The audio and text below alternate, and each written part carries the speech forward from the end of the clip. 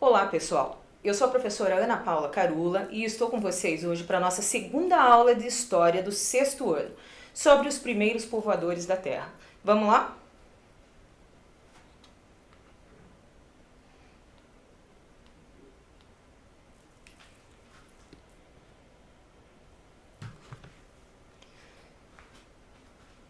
Então, pessoal, vocês já viram essa imagem? Já leram as histórias do Piteco? Deem uma analisada nessa imagenzinha que tem ali no livro de vocês, o capítulo 3 de História. Você conhece os personagens que são mostrados aqui? Eles foram criados pelo artista Maurício de Souza, brasileiro. O nome destes personagens aqui, ó, é Piteco e Horácio, tá? Você sabe o nome completo do Piteco? Você sabe o que o Horácio é, quem ele é? O que eles estão fazendo? O que nós podemos observar aqui? Se o Piteco e o Horácio fossem pessoas, seres humanos, de carne e osso, saindo agora da questão da história em quadrinhos, a cena que você vê na imagem poderia ter acontecido? O que você sabe sobre o tempo que se passaram as aventuras desses dois personagens? Vou dar um tempinho para você fazer a análise aqui dessa imagem e a gente já volta a conversar.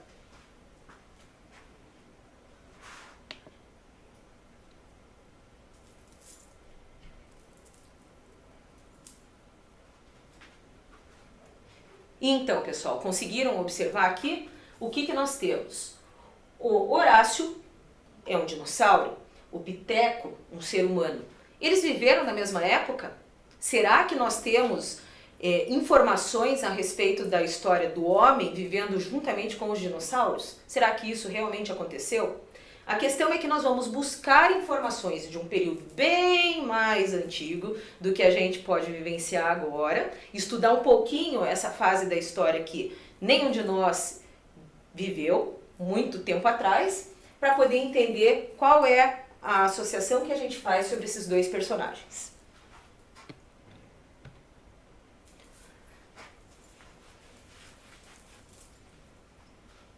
A origem do ser humano. Essa é uma questão que gera dúvida em muita gente. Você sabe me dizer como que surgiu o ser humano? É uma questão que até hoje, né, gera dúvidas em muitas pessoas. E para isso existem muitos estudos, existem muitas informações que nos trazem, né, até mesmo para alguns a aceitação dessas informações e para outros gera uma constante dúvida. Não é à toa que nós temos muitas pesquisas que são realizadas até hoje para poder comprovar essa condição. Você sabe me responder de onde nós viemos, como nós viemos e quem nós somos? Vamos lá então. Para a origem do ser humano, nós vamos usar duas informações que são explicações tidas através de muito estudo, baseadas no criacionismo e no evolucionismo. Com certeza uma delas você já ouviu muito falar. Nós vamos conhecer um pouquinho de cada uma delas a partir de agora. Teoria criacionista, que é até a mais conhecida, vamos entender dessa maneira. Essa teoria criacionista, ela defende que a vida e toda a matéria existente são resultados da ação direta de quem? De um ser supremo, de um criador, de um Deus supremo, né? A versão, ela é uma versão cristã do criacionismo, né? Tá na Bíblia, no primeiro livro chamado Gênesis. Então, quem já estudou a Bíblia ou quem frequenta, né, igreja, sabe dessas informações porque essas são as mais discutidas e difundidas na nossa formação, na nossa história. Tá? O criacionismo aqui, que é aquela que nos conduz à origem do ser humano. Nós temos aqui uma obra bastante importante, né, desse detalhe aqui do encontro, né, entre o ser humano e Deus, né, a criação de Adão, que é o primeiro homem, tá? Na pintura do artista Michelangelo aqui, uma pintura feita do século XVI, bem posterior ao período que nós vamos estudar, tá? Mas é a ideia do que? Principalmente dessa construção do ser humano, da criação deste homem. Entendido aqui então? Primeira versão, criacionista, é aquela versão que você vai encontrar na Bíblia. É aquela versão que está sendo difundida, obviamente, né, na história cristã, da criação do homem, no livro Gênesis. A segunda.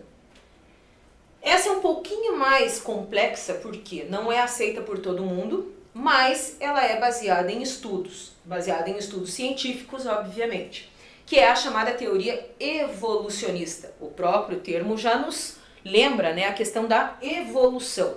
Existem pessoas que dizem, nós viemos do macaco, e tem pessoas que dizem, não, nós não viemos do macaco. Nós somos um parente próximo dos primatas, nós temos uma identificação com alguns primatas. O que essa teoria evolucionista nos diz a respeito disso? Com certeza você também já ouviu isso daí. E é a teoria que contrapõe a ideia do chamado criacionismo. Então vejam aqui comigo. Essa é uma teoria científica que é a mais utilizada para explicar o surgimento do ser humano. Ela é principalmente formulada a partir de estudos do século XIX e, logicamente, até hoje ela tem sido aprimorada. Quem desenvolveu essa teoria é um cientista chamado Charles Darwin. Para ele, os seres vivos originam-se de formas simples e, logicamente, com o passar do tempo, por questão de sobrevivência, essas formas simples acabam evoluindo e aquelas que são mais capazes passam as informações aos seus herdeiros, hereditariamente, e aquelas que não são capazes, ou seja, que não conseguem se adaptar ao meio, acabam morrendo. Então essa é a teoria da evolução.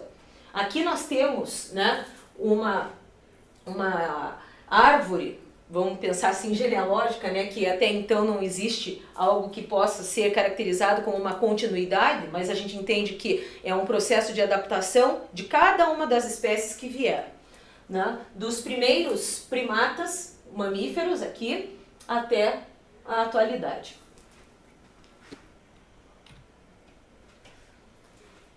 Para entender um pouquinho do que Charles Darwin nos disse, é preciso a gente entender essa questão da seleção natural, que eu falei rapidamente no slide anterior para você.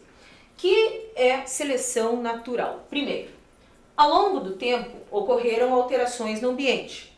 Isso daí você deve saber. Para quem já assistiu filmes, desenhos mesmo, né, como a própria Era do Gelo, a gente já viu que nós passamos por uma fase de glaciação, ou seja, que é o congelamento, né, das áreas oceânicas. Nós já vimos que houve, né, está havendo derretimento das geleiras. Então, essas são as mudanças climáticas. Obviamente que nós estamos falando de um processo de bilhões de anos atrás, onde essas alterações foram dando formas aproximadas do que nós temos hoje no planeta.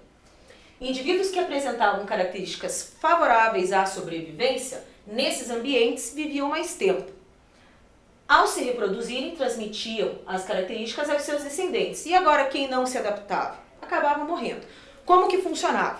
Primeiramente, numa área, né, digamos assim, de mata, que não fosse tão alta, de mata rasteira, o animalzinho vai lá, come, vai se alimentando, tá. Chega uma hora que há escassez. O que eles acabam fazendo? Buscando áreas onde ele possa buscar esse próprio alimento.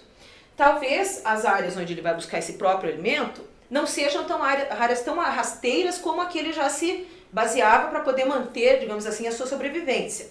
Ele começa a adotar um pouquinho mais, né, de esforço, elevando-se um pouquinho mais para poder fazer o quê? Se alimentar de frutos que estejam um pouquinho mais alto do que ele estava acostumado. Então, essa característica, segundo a seleção natural, faz com que o ser vivo comece a se adaptar ao meio. E essa adaptação que ele faz para a sobrevivência, ele vai transmitir para os seus filhos.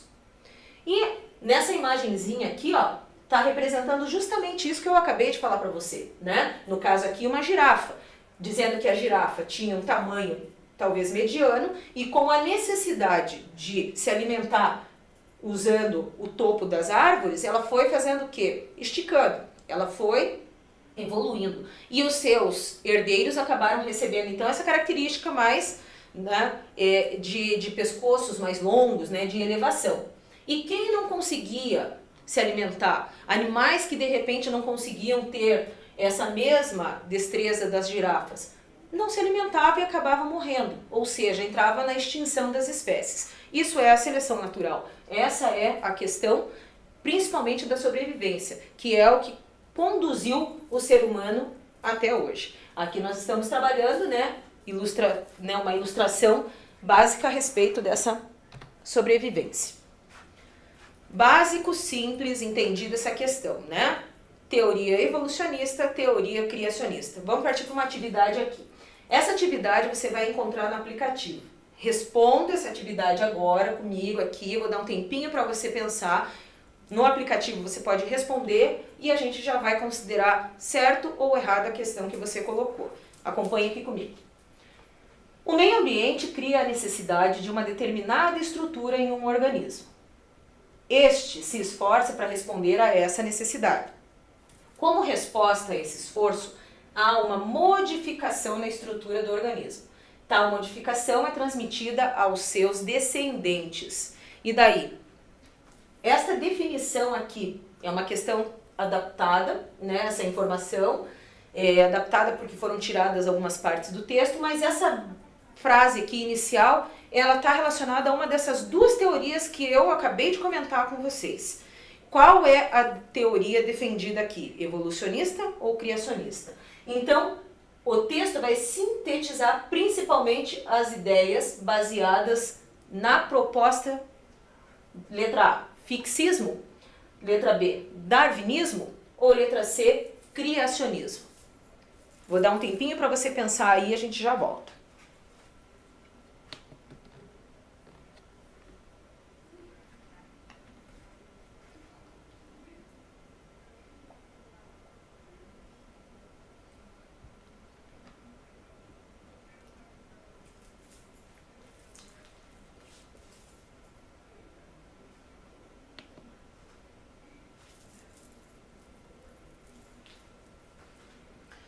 Então, pessoal, o que vocês colocaram ali de informação? Fixismo? Darwinismo ou criacionismo? Retomando aqui, ó. O meio ambiente cria a necessidade de uma determinada estrutura em um organismo. Este organismo se esforça para poder responder a uma necessidade, essa necessidade da sobrevivência. Como resposta a esse esforço, ou seja, para sobreviver, há uma modificação na estrutura desse tal organismo. Essa modificação é transmitida aos seus descendentes, ou seja, os mais aptos sobrevivem. É a lei defendida pelo darwinismo, letra B. Foi isso que você marcou? Então vamos lá. Pessoal, vamos entender um pouquinho do processo dessa evolução aqui agora. Primeiro, os hominídeos, né? As primeiras figuras, vamos pensar assim, muito mais próximas do ser humano que nós temos hoje. Segundo agora a teoria de Darwin, né, teoria evolucionista, os seres humanos pertencem à ordem dos primatas. Daí que muita gente vem falar, né, que nós somos parentes próximos dos macacos. E tem muita gente que não admite, muita gente que não aceita, ou muita gente que diz que nós somos, né, uma evolução desse macaco. Vamos entender um pouquinho aqui. Isto é, nós somos, assim como os nossos primatas, macacos, né, mamíferos com capacidade de agarrar objetos. O que significa o agarrar objetos? É poder ter o trabalho da pinça, né, que eles chamam de pinçar, poder segurar. E de perceber visualmente a distância em que eles se encontram. É ser dotado principalmente do quê? Da capacidade de aproximação, a capacidade de chegar, pegar, o que foi, digamos assim, né, observado na evolução desses primatas. Então é por isso que nós estamos colocados numa mesma condição de evolução dos primatas.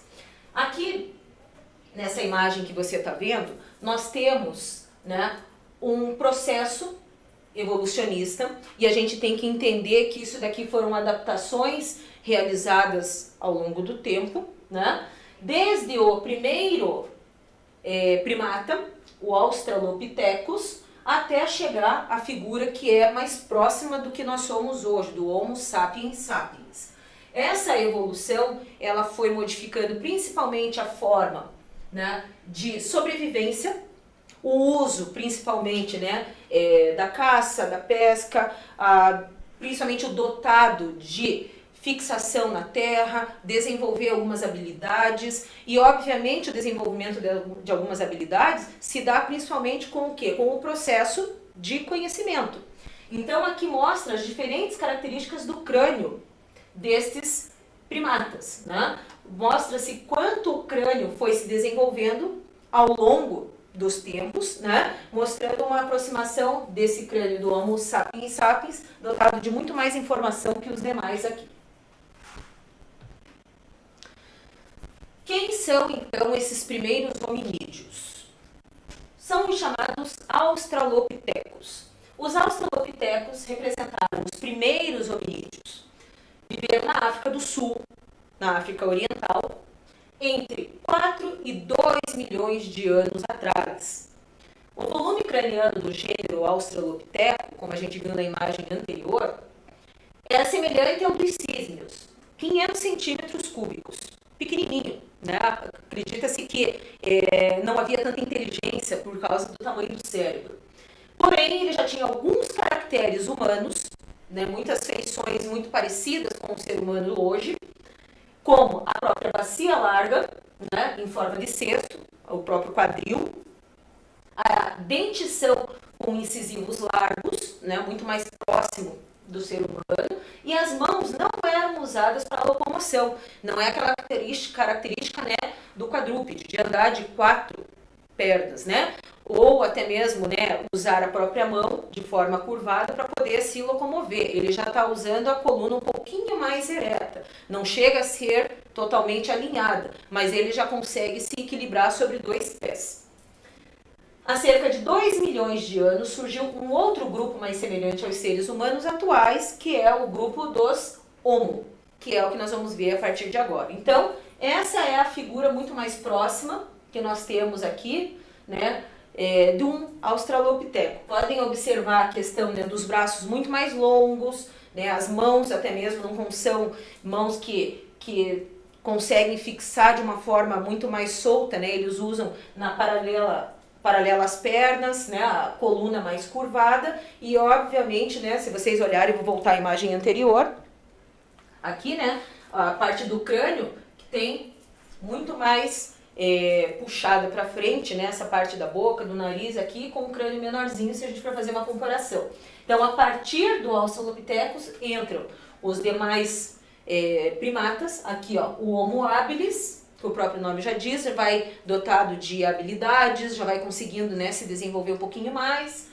O Homo erectus, que já tem a coluna um pouquinho mais ereta, já consegue, né, firmar com muito mais facilidade sobre 2 pés, já usa alguns instrumentos que facilitam, né, a sobrevivência dele. O Homo sapiens sapiens, né, que é o homem de Neandertal, que nós vamos ver mais pra frente, que não é a figura similar ao que é o ser humano hoje. E o Homo sapiens sapiens é a adaptação desse Neandertal, que é o que nós temos hoje.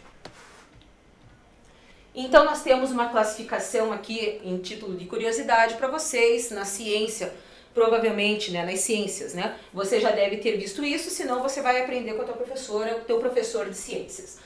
Qual é a classificação dessa espécie humana que nós pertencemos? A ordem é chamada primata, nós vamos ter uma subordem, né, Anthropoidea, a superfamília é Hominoidea, a família é Hominídea, perdão, falei errado aqui, né? Hominoidea, Hominídea. O gênero é o gênero Homo.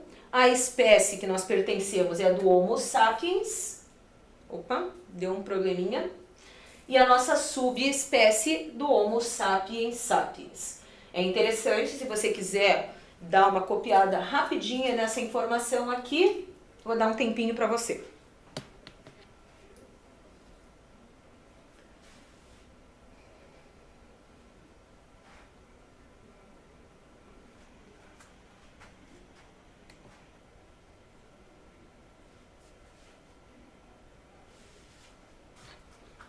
Certo, pessoal? Vamos lá então para a próxima aula. Homo sapiens sapiens. Não vai ser trabalhado aqui nessa aula, né, todas essas estruturas evolutivas, né, dos primatas, até porque, para título de conhecimento, o que importa agora para nós é chegarmos diretamente nessa figura muito mais próxima do que nós somos, né, o Homo sapiens sapiens. Para alguns cientistas, o Homo sapiens sapiens, por ter um cérebro maior, como eu mostrei naquela imagem anterior para vocês, ele ser um pouco mais largo, até mesmo a forma, né, da face também ser diferente dos australopitecos, né, ele era também o mais inteligente, porque ele foi desenvolvendo habilidades, ele foi desenvolvendo, aprendendo, foi desenvolvendo conhecimento, e isso levou ele a, principalmente, né, a ter um cérebro maior. Foi graças à sua inteligência que ele desenvolveu a fala, né? O comunicar-se, que até então era algo sem expressar algumas palavras, né? Era somente com base de som. Então aqui nós já vamos ter o quê? A fala. Além de outras habilidades. Como eu comentei com vocês também, ele passa a utilizar as mãos e saber pensar. Ele sabe agora utilizar os dedos da mão de forma que ele possa produzir objetos. As habilidades que são desenvolvidas por esse Homo sapiens sapiens vai desde costurar, de uma forma muito primitiva, né? Tocar, esculpir, desenhar, e com isso, com todas essas habilidades, ele conseguiu chegar até a sobrevivência, ele conseguiu levar esse conhecimento e, obviamente, o aprimoramento dele tem sido feito até hoje. Atualmente, aceita-se que a evolução dos homens não ocorreu de uma forma linear, né? Como aquela linhazinha que eu mostrei para vocês ali, né? Primeiro ele tinha o formato do Australopithecus, depois ele virou o Homo habilis, depois o Homo erectus, não é dessa maneira. O que nós temos para poder destacar? Que cada espécie de hominídeo, de cada um daqueles que a gente viu, construiu uma história. Cada um deles teve um período, cada um deles dotou de informações, cada um deles acabou desenvolvendo características que foram aprimoradas por outras. Não significa necessariamente que houve a inexistência de um deles para poder começar a existência de outro. O que explica essa questão é que cada um deles teve a sua história, cada um deles fez parte desse período da história. Então, não há indícios de que uma espécie gerou outra. Não, a gente tem indício do quê? De que houve adaptação e de que eles não, né, que um morreu para que o outro possa surgir. Então, cientistas ainda não conseguiram fazer uma árvore genealógica completa de cada espécie, né? É um trabalho muito árduo. Quando a gente fala nessa questão da pré-história, pessoal, é até importante, eu vou destacar aqui. Quando a gente fala pré-história, a gente entende o quê? Que é antes dessa história. Ou seja, antes da escrita. A partir do momento que a gente desenvolve a escrita, é que começa a história. Hoje, de uma forma bastante errônea, vamos entender assim, não se tem falado mais da questão da pré-história, mas sim do que? De uma história, né, das cavernas, né, uma idade anterior à antiga.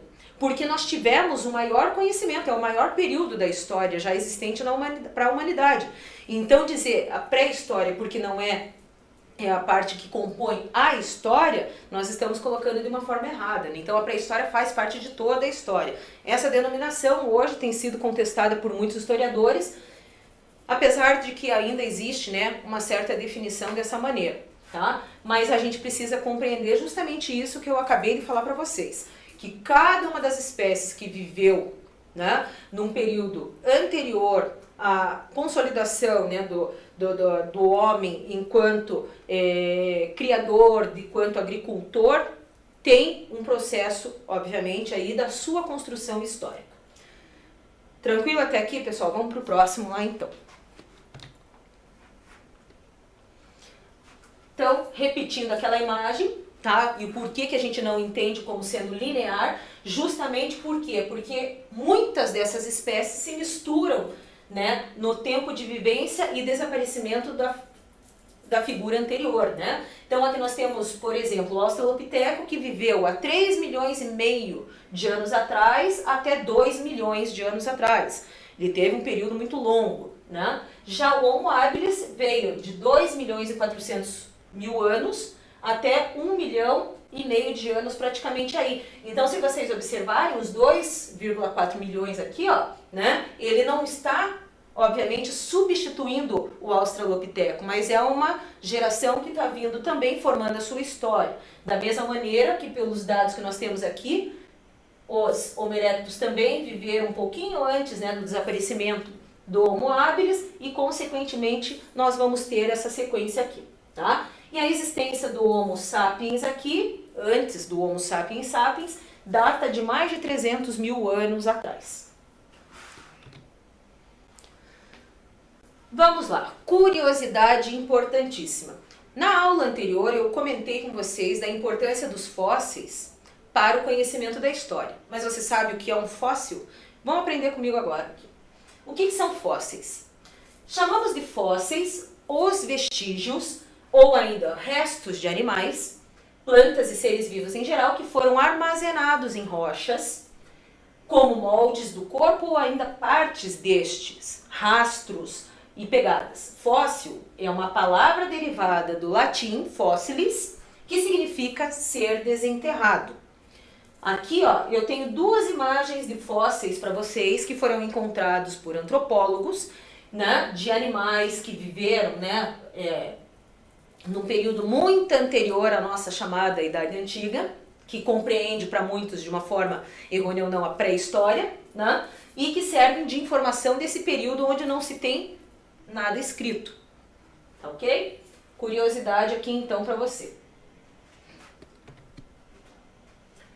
Vamos fazer uma atividadezinha aqui comigo, gente. Essa imagem, que ela está um pouquinho apagada aqui para vocês, nós temos duas ossadas aqui. Esse daqui é um esqueleto do macaco e esse é o esqueleto do Homo sapiens, né? O esqueleto do macaco, que está aqui apagadinho, que não dá muito bem para poder definir, está curvado, né? Obviamente utilizando, né, das mãos para poder se apoiar, é um quadrúpede, e nós temos o Homo sapiens aqui, de forma ereta, podem ver que as mãos também estão, né, de forma bastante soltas do corpo, né, já não está totalmente grudada na parte do quadril. Essas duas informações aqui estão sendo representadas por essa legenda ao lado, colocando que equivale, né, a caixa craniana, né, o osso, né, occipital, que articula principalmente a cabeça ao restante do corpo, né, a coluna. 3 aqui, né, é a própria posição e o movimento da cabeça, que é o que vai dar a articulação. O 4 são os braços. 5 nós temos as mãos, aqui embaixo, aqui e aqui. 6 a própria coluna vertebral, observe aqui do macaco, né, de forma mais horizontal, a do homem mais na forma vertical, a bacia, o quadril, né? As pernas, podem ver, né, muito mais, elas não estão retas, né, elas estão um pouquinho dobradas aqui, e a do homem, gente, do Homo sapiens, a gente já vê ela um pouquinho reta, e os pés muito mais alongados, se vocês observarem aqui nessa imagem, de forma um pouquinho, né, clara aqui. Essa imagem, né, mostra essas principais diferenças, né? E de atividade tem para você o seguinte aqui, ó. Em geral, os fósseis encontrados pelos paleontólogos são esqueletos incompletos, né? Muitos ossos, né, se perderam ao longo do tempo, nem tudo pôde ser resgatado para formar integralmente a imagem do ser humano, do animal ou do próprio ser humano. O que nós temos então? Muitas vezes faltava um fêmur, ou a mandíbula, uma vértebra, um dente. Como que eles conseguem distinguir o fóssil de um macaco com a de um ser humano, né? Já que faltam algumas partes. Observe então e compare e descreva essas imagens. Então, no seu caderno, o que você vai colocar de atividade ali? Ó? Compare e descreva as diferenças anatômicas entre o macaco e o Homo sapiens. Coloque essa atividadezinha aí no seu caderno, não esqueça que na volta à aula você vai mostrar para o teu professor, para a tua professora, para fazer uma correção aqui. Eu já comentei com vocês algumas dessas diferenças, coloquem essas diferenças que já foram citadas aqui por mim e respondam essa questão. Vou dar uns segundinhos para vocês copiarem.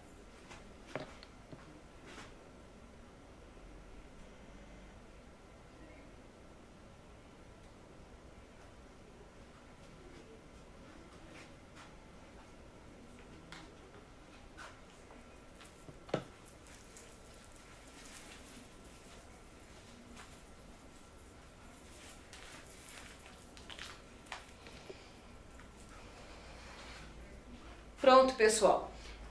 Aqui ao lado nós temos um vocabulário.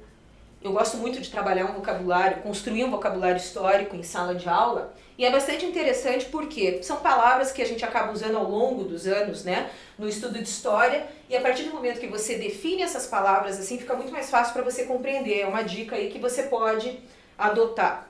Então aqui, ó, o vocabulário explicando o que é um primata, um fóssil, um ancestral, o nômade e o paleontólogo, né? A gente já vai chegar nessa questão do nômade aqui, já está adiantando qualquer, né, a definição, mas mais pra frente a gente vai trabalhar aqui.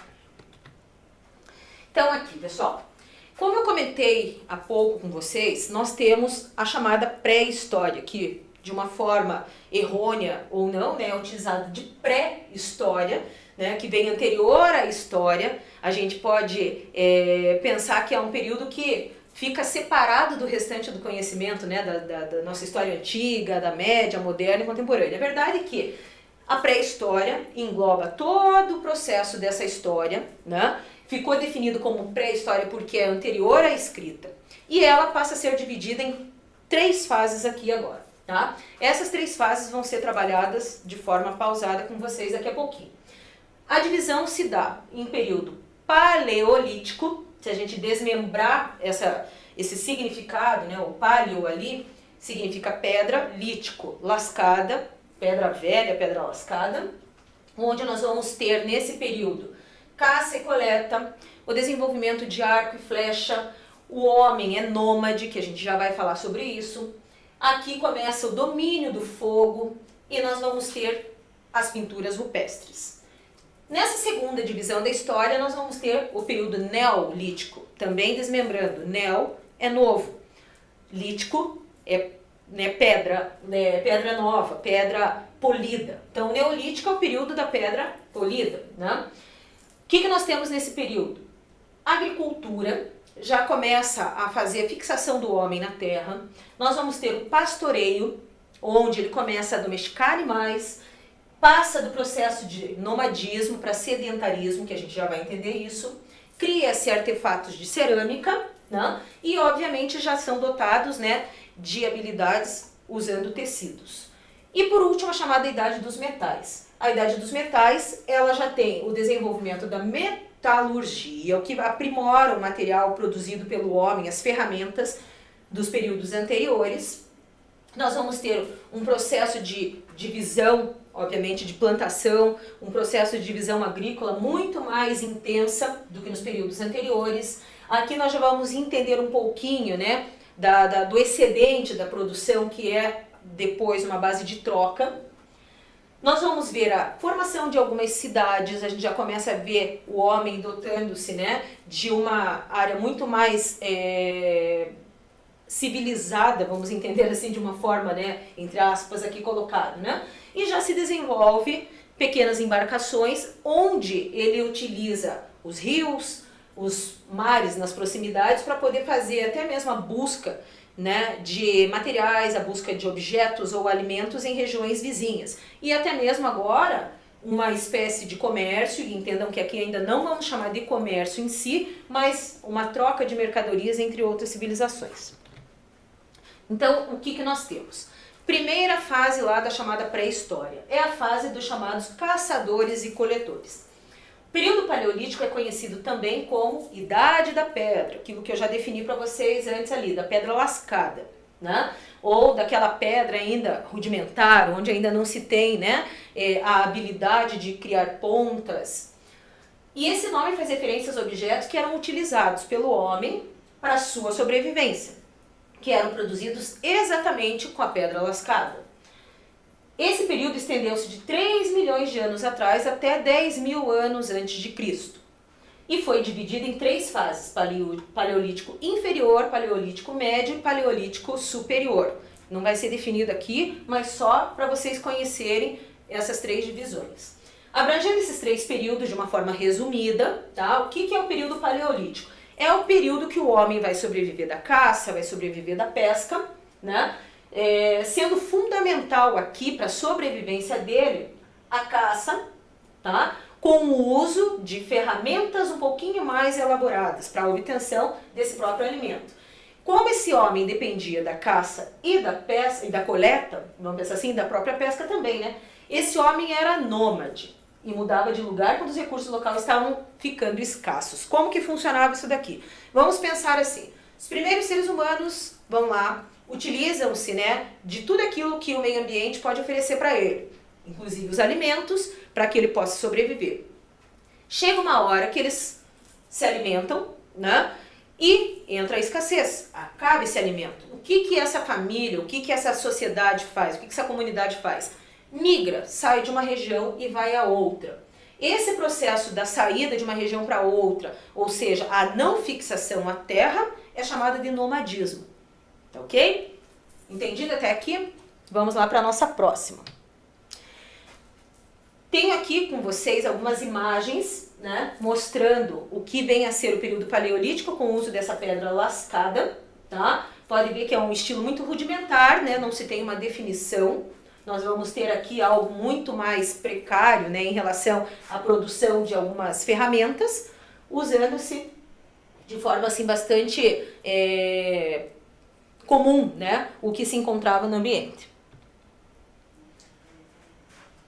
Aqui nós temos uma imagenzinha bastante importante para você analisar, que os homens estão utilizando do que aqui? Do fogo. E é nesse período que há essa descoberta, nós vamos entender que há uma transição, né, do período paleolítico para o neolítico com a descoberta do fogo. Nesse período da descoberta do fogo, né, aí vão desenvolver inúmeras funções com esse fogo que passa a ser descoberto. O homem começa a descobrir a forma de afugentar animais, aquecer, né, na época de frio, cozinhar o seu próprio alimento. Então eles observam as diferentes serventias do fogo, né? Então aqui nessa animação nós temos a retratação dos homens pré-históricos caçando um animal já extinto, um mamute, utilizando aqui o fogo. O fogo servia, como eu falei agora, para afugentar ou para algumas vezes possibilitar também a própria caça. Domínio do fogo. Aqui nessa imagem ilustrativa nós também temos, né? Os cientistas explicam que o fogo surgiu na Terra há 400 milhões de anos. Nessa época, formaram-se, né, na atmosfera alguns raios que provocaram esses primeiros incêndios, né? Obviamente a gente tem que pensar que as grandes descobertas do passado foram ao acaso, né? Algo que ele estava lá sentado pensando, né, como é que eu vou produzir o fogo? Como é que eu vou criar a roda? A questão é que todas as descobertas que nós temos que foram fundamentais para o homem primitivo, né, para o homem do passado, e que hoje são amplamente usadas por nós, ocorreram ao acaso. Nossos ancestrais tinham medo dos raios, obviamente, né, o barulho estrondoso que se fazia com que eles se afugentassem, né? Mas com o passar do tempo eles foram se aproximando, né, de lugares onde caíam os raios e onde principalmente esses raios causavam incêndios. Notavam madeiras em brasa, o que facilitava, obviamente, né, para que eles pudessem se abrigar em torno dessas fogueiras que surgiam, né, logicamente com a fonte de calor que era transmitida. As brasas duravam pouco, né, porque não tinha o que? A própria lenha, eles não sabiam que colocar mais lenha, né, mais, digamos assim, artefato para ela continuar queimando, que poderia permanecer, né. Então o homem não sabia produzir outras, ficava na dependência desses raios. Então nem todo dia chovia, nem todo dia caíam raios, então eles migravam de uma região para outra. Por isso que esse processo levou tanto tempo para fixar o homem à terra. Então o fogo estava dominado pelo homem quando ele conseguiu descobrir que o atrito entre as pedras poderia causar as faíscas que causariam fogo, e assim que ele acabou se aprimorando dessa questão, né? Então essa conquista que, através da observação, fez com que o homem pudesse, né, explorar o mundo aí para frente. Vamos para o outro período aqui, o chamado período neolítico. O período neolítico já é uma fase onde nós temos agricultores e pastores. A própria agricultura, agora você já pode entender que é um processo em que o homem passa a plantar, né? Ele observa esse tipo de desenvolvimento, vamos pensar assim, através das próprias sementes que são jogadas de uma forma aleatória na terra, e com isso essa terra começa a produzir o alimento dele. Também conhecido como Pedra Nova ou Idade da Pedra Polida, marca o período que os seres humanos passaram a polir as pedras, né? Deixar elas um pouquinho mais afiadas, né? Facilitando um pouquinho mais a construção de ferramentas, né? Como essa daqui que nós temos. E obviamente o saber polir trouxe mais durabilidade para essa ferramenta. O que nós temos para observar? Que as denominações indicam que a divisão nesse período, né, foram feitas a partir do artefato produzido pelo homem. A divisão principalmente também de trabalho, né? Algumas práticas em relação à sobrevivência, né? A divisão de trabalho, de tarefas em relação ao homem, à mulher, começam a se desenvolver a partir do polimento dessas pedras. É o que vai levar o homem a fixar e vai saber trabalhar a questão da própria natureza. Observem aqui, ó, tá? No período neolítico, esse gráficozinho que eu fiz aqui para vocês, né, que ele segue nessa linha aqui, marca de uma forma assim bem simples o que foi essa sedentarização, que é o processo contrário ao nomadismo. O que nós temos? A própria condição, gente, que fez já, agora nós vamos trabalhar na aula seguinte, né?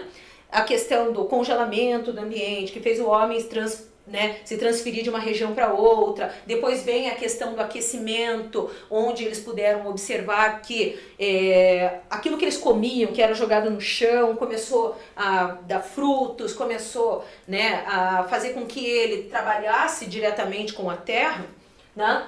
Levou então, obviamente, esse homem, né, a buscar fontes de alimentos. Então, o que nós temos inicialmente? A mudança climática tem o desaparecimento de alguns animais. O desaparecimento é decorrente principalmente por quê?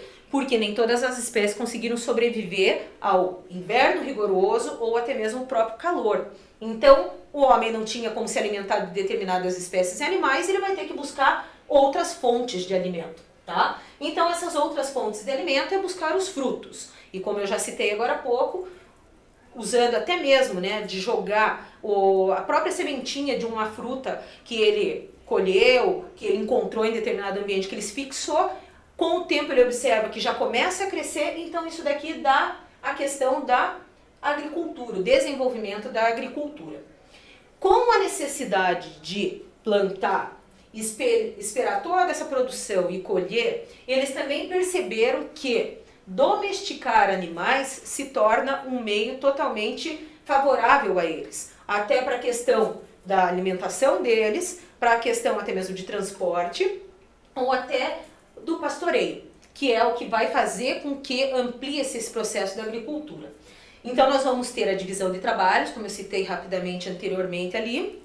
Os homens passam a cuidar de algumas tarefas, né, relacionadas até mesmo caça e pesca, orientação ali que não vai ficar como do período paleolítico, mas as mulheres acreditam-se, né, que são as que vão observar esse processo da agricultura, né? Os homens passam a organizar a sociedade, começam a pensar nessa organização muito próxima, vamos pensar assim, né, de um vilarejo, de uma área, digamos assim, de divisão de terras, o que ainda vai ser um pouquinho mais para frente, mas já entra-se nesse processozinho aqui, né?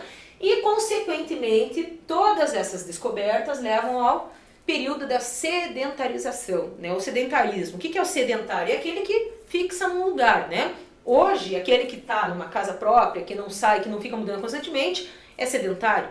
Então, pensa, a partir do momento que ele aprende a plantar, domesticar animais, ele tem tudo na mão. Então, ele passa agora, então, a ser sedentário, ele passa a viver no lugar. Pessoal, atividadezinha aqui, ó, muito rápida para vocês fazerem. Sabendo da importância do fogo para os primeiros humanos do período neolítico, logicamente aprimorado já do paleolítico, Vamos responder. Essa atividade tem no livro didático de vocês. Quem não conseguir acompanhar aqui, o capítulo 3, essa informação tá lá, tá? Para que era usado fogo? Qual das utilidades citadas por você no item anterior seria mais importante para eles? Por quê? Vou dar um tempinho para você pensar.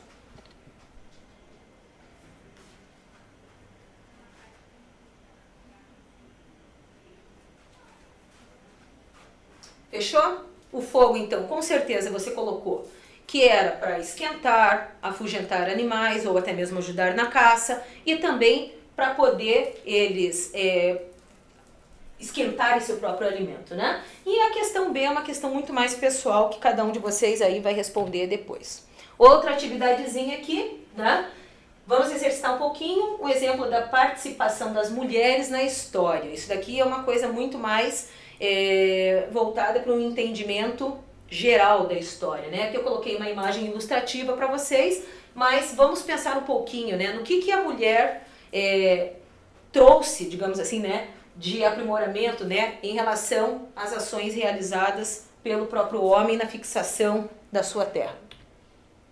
E por último, nós vamos trabalhar a chamada Idade dos Metais. A Idade dos Metais caracteriza o fim dessa Idade Média, né?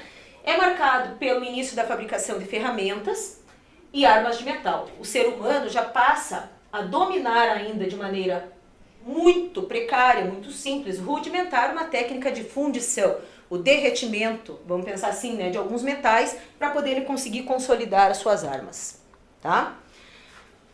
E finalizando aqui com vocês, gente, eu tenho 3 sugestões de imagens, que eu coloquei 3 imagens aqui de filmes para vocês. Os Croods, né, amplamente aí conhecido, acredito, por uma grande parte de vocês. Essa animaçãozinha que é muito legal, que eu trabalhei com os meus alunos, né, encontrada ali no YouTube, né, A Descoberta do Fogo. E esse filme dos Flintstones, aqui o desenho dos Flintstones, onde vocês também podem fazer uma certa analogia. E agora respondendo aquela questão lá inicial, né, dos dinossauros e os homens, viveram na mesma época? Não viveu. Tá? Então a gente não vai considerar esse período dos Flintstones, bem como, né, os filmes Jurassic Park, entre outros aí, onde homens e dinossauros viveram no mesmo período. Fechou, galera? Concluí com vocês hoje mais uma aula, espero que vocês tenham gostado. Até a nossa próxima atividade.